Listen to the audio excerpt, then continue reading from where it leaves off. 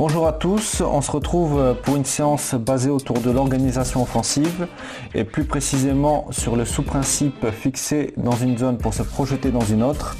Sur le plan physique, on est sur une dynamique tension, donc force.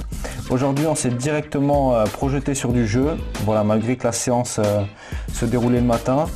On a directement fait du jeu parce que c'était un jeu réduit, donc on pouvait directement passer sur du jeu. Ce qui se passe quand vous commencez directement sur du jeu, il y en a qui ont peur des blessures, mais les joueurs s'adaptent directement, c'est-à-dire qu'ils ne vont pas commencer sur un rythme de 100%, ils vont au fur et à mesure augmenter le rythme de travail automatiquement et instinctivement. Donc pour ce taureau 6 contre 3, l'objectif pour les 6 joueurs en possession du ballon, c'est de garder le temps d'avance. Pour le trio de taureaux, c'est de presser ensemble pour récupérer le ballon. Le but pour les 6 joueurs en possession du ballon, c'est de conserver le ballon, de faire un maximum de passes possible. Et pour les taureaux, de faire un stop ball à la récupération du ballon. 18 joueurs aujourd'hui, avec un U14 pour faire le nombre, pour ne pas modifier tous les procédés, sachant que les U14 s'entraînaient juste à côté avec exactement la même séance. Donc eux, ça ne les dérangeait pas au niveau du nombre de joueurs. On voit qu'on a fait 2 fois le même procédé, on voit bien les espaces de jeu. Au niveau de la répartition des joueurs, très simple, on met un joueur noir et un joueur bleu à chaque extrémité du rectangle et un joueur noir et un joueur bleu à l'intérieur du rectangle, donc à l'intérieur du jeu. Pour les taureaux, très simple, 3 taureaux qui doivent presser ensemble, donc 3 taureaux évidemment par procédé, les taureaux qui changent toutes les minutes de jeu. À chaque minute, justement, chacun doit prendre la place qui lui est attribuée. Donc ça doit se faire très rapidement, ça fait aussi partie du procédé de s'adapter rapidement. Dès qu'il y a un coup de sifflet, en fait, le joueur doit se mettre soit sur une extrémité du rectangle, soit à l'intérieur du jeu, soit en position de taureau. Voilà.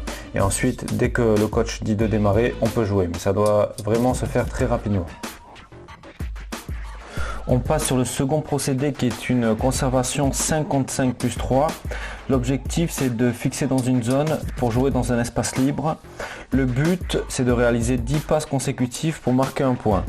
Les règles et consignes, 2 équipes de 8 joueurs, 5 joueurs à l'intérieur du rectangle, positionnés en 3-2, donc une ligne de 3 et une ligne de 2, et 3 appuis, un sur chaque zone latérale et un sur la profondeur. On change les appuis toutes les 3 minutes. Et c'est 3 touches de balle pour les appuis et libre à l'intérieur. Donc on est sur un temps de jeu qui est de 6 séquences de 3 minutes. Et ensuite on peut passer sur une variante 3 touches de balle pour les joueurs à l'intérieur. Et pourquoi pas une touche de balle pour les joueurs à l'extérieur du rectangle.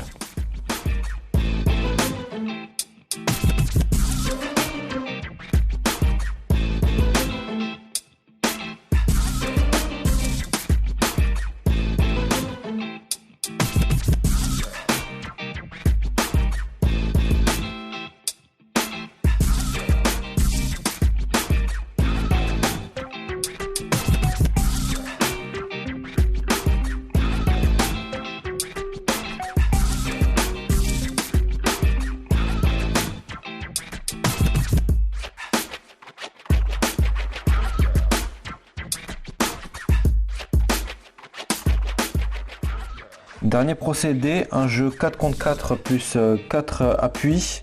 L'objectif, c'est toujours de fixer dans une zone pour se projeter dans une autre.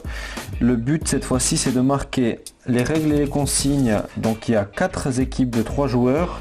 2 équipes sont au cœur du jeu, une équipe est en appui et une équipe est au repos. Il y a une rotation toutes les 3 minutes qui se fait telle que l'équipe qui est au repos passe en appui, l'équipe qui est en appui passe dans le cœur du jeu et une équipe qui est dans le cœur du jeu passe au repos. Donc l'équipe qui est au repos doit en profiter vraiment pour boire et pour récupérer au maximum parce que c'est un procédé où on demande vraiment une intensité maximale. Il y a le hors-jeu qui est appliqué sauf pour les appuis et il y a 3 touches de balle pour les appuis. Au niveau du temps de jeu, on a vu donc que c'était 8 séquences de 3 minutes de jeu. Voilà, pour fluidifier, ensuite on peut ajouter une variante avec des appuis à 2 touches de balle ou pourquoi pas une touche de balle parce que le but vraiment là c'est pas de centrer, même si ça peut arriver, c'est de se projeter vers l'avant. Et toujours pareil, les appuis peuvent pénétrer à l'intérieur du jeu, il n'y a pas de souci, si c'est dans l'esprit du jeu, il faut vraiment qu'ils pénètrent à l'intérieur du jeu.